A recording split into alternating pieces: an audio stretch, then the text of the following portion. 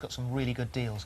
It's been almost 2 years since her tear-jerking departure from Albert Square, and now actress Joyner is taking on her latest role as a desperate wife hiding a troubled secret in her new star-studded drama Ordinary Lies. But before we hear about that, we can never resist a trip down memory lane.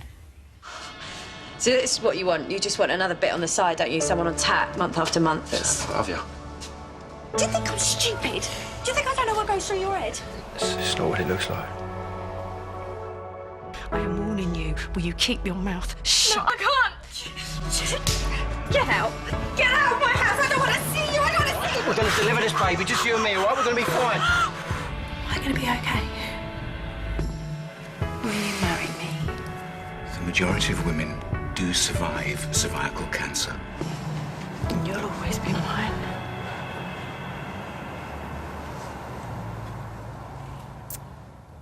Oh, classic taxi leaving. That was nice.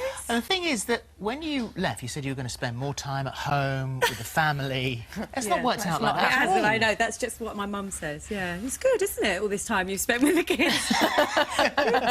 And that is why you've been very busy with Ordinary Lies. I have. I've been really lucky these last couple of years. I've done some really lovely shows, and this is the latest. Yeah, the new one, Ordinary Lies. Well, you've been on here a number of times talking about various things, and it was interesting. You sat down a moment ago and said it's really lovely. Not saying this of the other things that you've been on to say. It's really lovely to promote something that you know you would sit down and watch. I would sit down and watch it. Absolutely. When I auditioned for this, I came out of the room thinking, well, even if I don't get this, I can't wait to see it, because every single episode, every week, the premise is a bit like Clocking Off. I don't know if you remember that, but the idea is you meet all these guys that are working in this, you know, very ordinary place, ordinary lives, but that everybody's got a secret behind closed doors. Everybody's lives are actually much more interesting, aren't they? And I'm a really nosy person, so it's right up my street. But every week you dip into a different character and you find out what their secret is, and you follow their journey. So it's brilliant, brilliant. And there's writing. loads of people off the telly in it. There is, and therefore there's a really varied cast, because all these people are really varied, you know. And yeah, I mean, if I began to list the people in it, I'd surely miss someone off, because there's so many. But you can see them all there. Look, fabulous cast. And this week, so it starts tomorrow night. Tuesday night is Jason Manford's story. He plays Marty.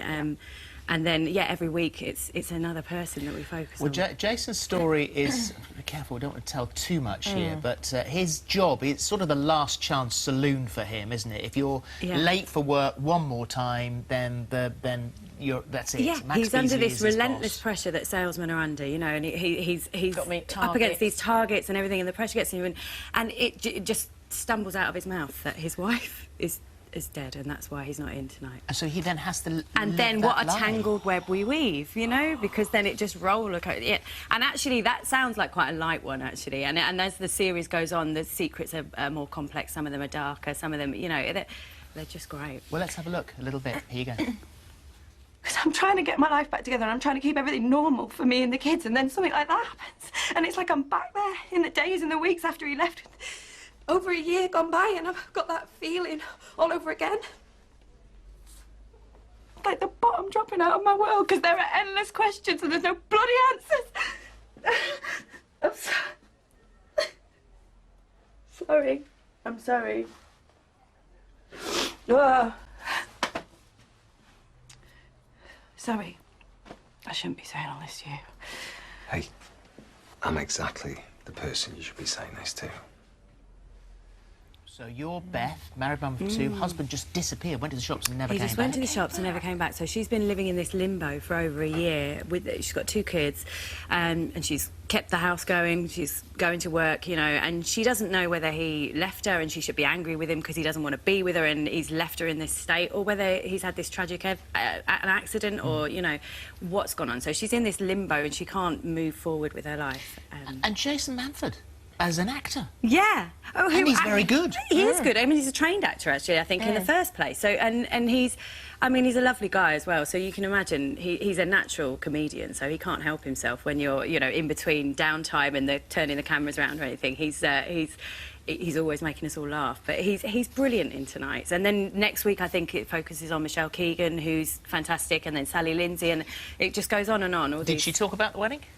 Well, do you know what? At the time, Mark was doing Strictly and Jake and Sinatra were doing Strictly, so we mainly talked about Strictly and how nervous everyone was and how well they were all doing. But, yeah, it's very soon, isn't it, the wedding? Yeah. Because So did she give you any... Any hints? Well, if she did, I wouldn't tell you. Philip! She'll be wearing purple and red and... Did you say it's not like me to gossip? Well, not on air. It's my job. And you must have a great relationship because you were there for 5 months, you were just saying. We were, yeah. So there's a lot of time in hotels afterwards, isn't there? You know, Lots getting of to know wine everyone. consumed. Who did the impression of Brucey? Oh, that was Max. That was Max on a lunch trip. We might have a little bit of that. Let's have a bit. Yes, my love. Tessa, what do you want, my love? A quarter chicken? OK, yes, my darling, a quarter chicken. What size chicken, Tess? It's great. So that was just in the lunch break? That was a quick lunch run because someone planted the seed of fancying a particular chicken place, and yeah, so he was phoning up, and they must have been really thinking it was him. He kept saying, he said, "I'm just going to take my tap shoes off." You have to watch it; it's brilliant.